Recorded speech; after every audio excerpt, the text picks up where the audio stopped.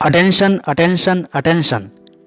क्या आप एक सरकारी अध्यापक हैं या फिर आप एक निजी विद्यालय में शिक्षक के पद पर कार्यरत हैं और आप में से जिन्होंने भी बीएसटीसी, डीएलएड या बीटीसी जो भी नाम से जाना जाता है वो डिप्लोमा कर रखा है, तो उनके लिए ये सुनहरा मौका है कि वे आगे अपनी जो बीएड है वो कंटिन्यू करना चाहते हैं, यानी कि बीएड करना चाहते हैं और आप अध्यापक पद पर भी रहना चाहते हैं, चाहे वो सरकारी हो या फिर निजी विद्यालय में कार्यरत हो।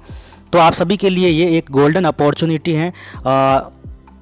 ये मध्य प्रदेश भोज मुक्त विश्वविद्यालय आप सभी के लिए लेकर आया है बीएड का ओडीएल प्रोग्राम।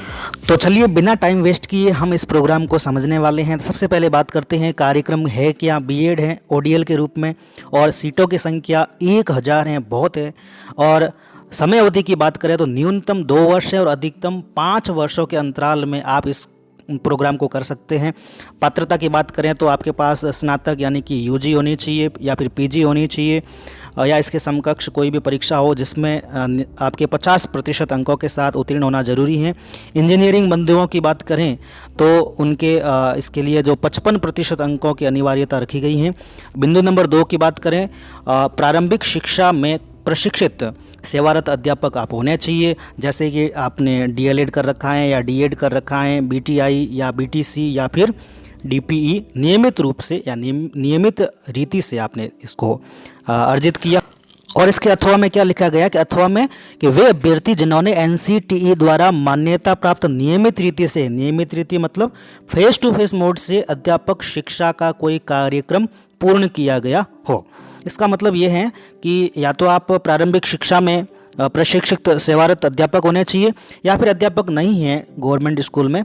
तो बिंदु नंबर ब में लिखा गया है कि आपके पास ये जो कोर्स होना चाहिए फेस टू फेस मोड से होना चाहिए, जो आप बीटीसी करते हो या डीएलएड है या बीटीआई जो भी आपके क्षेत्र में इनका नाम निर्धारित किया गया है उस हिसाब से।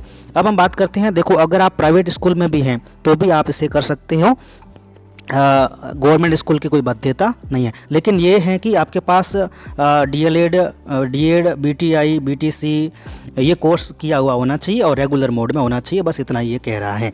चलिए आगे बढ़ते हैं और क्या कहना चाहता है ये प्रोग्राम।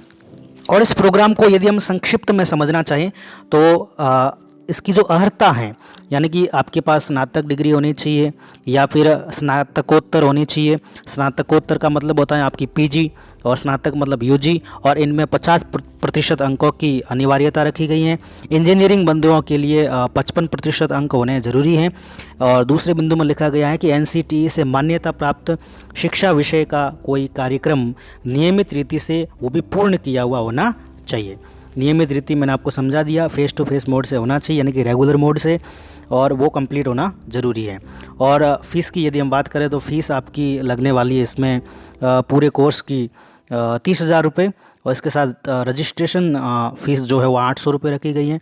पोर्टल की फ़ीस है वो 50 रुपये कटने वाली है। और परीक्षा की बात यदि हम करें, जो भी आपको ऑनलाइन परीक्षा केंद्र आवंटित किया जाएगा वहाँ पर आपकी ये प्रवेश परीक्षा होने वाली है, और इसकी जो इन्फॉर्मेशन है वो एमपी ऑनलाइन पोर्टल पर दे दी जाएगी। और आप योग्य हैं, एलिजिबल हैं, तो आप इस फॉर्म को ज़रूर भरें। और राजपुरोहित पाठशाला परिवार आपकी सफलता के लिए शुभकामनाएं प्रेषित करता है। जय हिंद, जय भारत।